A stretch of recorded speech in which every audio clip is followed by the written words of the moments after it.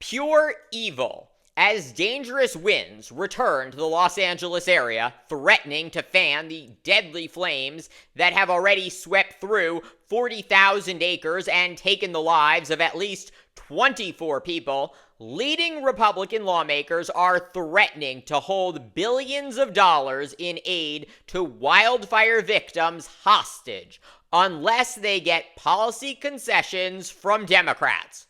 What is wrong with these people? Welcome to the No Spin Zone. Graph's Grievances starts right now.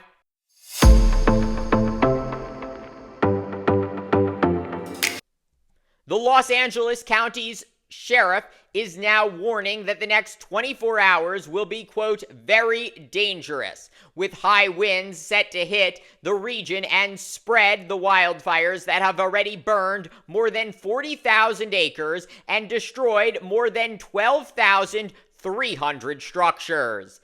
Evacuation orders are in effect for 92,000 residents of Los Angeles, with an additional 89,000 people in evacuation warning zones, meaning they should be prepared to leave at a moment's notice. And as Southern Californians brace for new wind gusts of up to 70 miles per hour tonight that could lead to explosive fire growth, Republican lawmakers in D.C. are threatening to withhold billions of dollars in disaster relief unless they get policy concessions from Democrats. Yes, really. The Republican Speaker of the House, Mike Johnson, saying his caucus is considering tying California wildfire aid to an increase in the debt ceiling. Put another way, Johnson says he wants Congress to only give California disaster relief if Democrats agree to raise the nation's borrowing limit.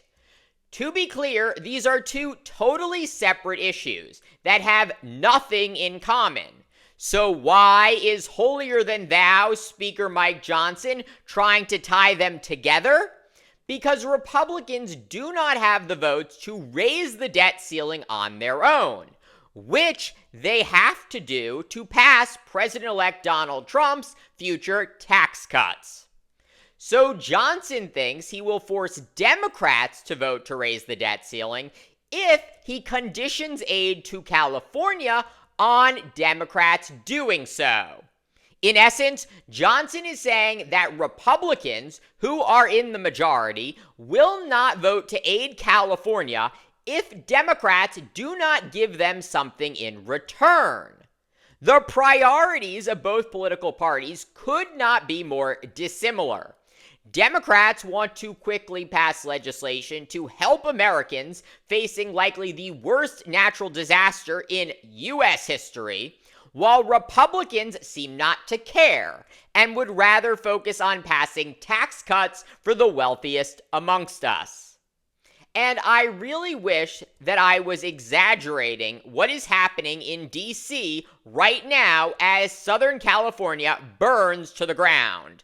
But this is what has become of the Republican Party in the era of Donald Trump.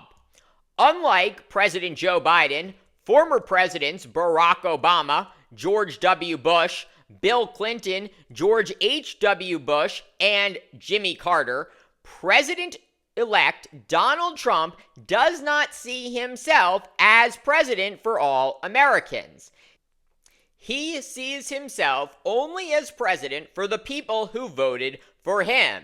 And therefore, Trump sees little reason to help Californians because the state not once, not twice, but 3 times overwhelmingly voted against him and for his Democratic opponent. This evil, egotistical, and transactional thinking has now permeated the entire Republican Party. For decades, Democrats have voted with their Republican colleagues to provide unconditional disaster relief to extremely red states, including Florida, Louisiana, Texas, North Dakota, South Carolina, Mississippi, Missouri, Alaska, and West Virginia. That is the correct and patriotic thing to do. We might not share the same politics, but we are all in this together. That is what makes the United States of America the strongest and most prosperous nation on earth. We help our fellow Americans regardless of their political ideology. Yet this basic principle is now being destroyed by a Republican Party led by a man who only cares about one thing: himself. And all of this is going to end very badly unless Republicans quickly change their tune. And that is because if Republicans demand concessions for providing aid to California, when the next crisis or natural disaster hits a Republican-controlled state, at least some Democrats will attempt to do the same. This tit-for-tat will likely only escalate and eventually result in states refusing to pay taxes to the federal government, which would be very bad for Republican-controlled states because unlike Democratic states, they overwhelmingly take more money from the federal government than they pay in taxes. Look at this graph from the Rockefeller Institute, showing the net difference between the amount of federal funding that every state generates and receives. As you can see, California contributes $83 billion more in taxes than it received from the federal government in 2022. Meanwhile, the deep red state of Texas received $71 billion more from the federal government than it paid in taxes. In short, California is subsidizing Texas and a slew of other Republican-controlled states. Yet you don't hear Californians widely complaining about that, do you?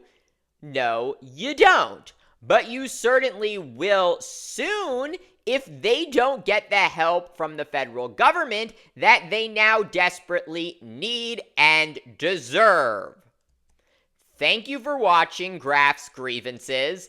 Let me know what you think. Please like, subscribe, share, and join me tomorrow for more.